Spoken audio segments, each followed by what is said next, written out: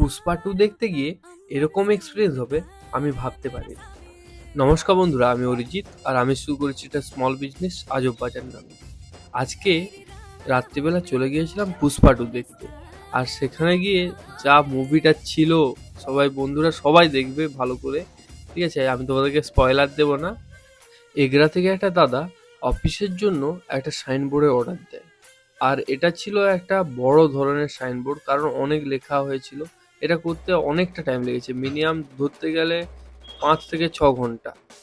যেমন এক টেকে একটা ফিল্ম হয় না, তেমন এই সাইনবোর্ডগুলো একবারে বানানো যায় না, 100 বার যেতে আসতে হয়, বুঝতে উঠতে হয়, কারণ এটা এত ধৈর্যের কাজ যে বলার বাইরে। তো ভালো করে কমপ্লিট করার পর পুরো প্যাকেজিং করে নিলাম। যারা এই ধরনের সাইনবোর্ড অর্ডার করতে চাও, স্ক্রিনে দেওয়া নাম্বারে যোগাযোগ করো। দেখা হচ্ছে পরের ভিডিওতে, তখন টাটা।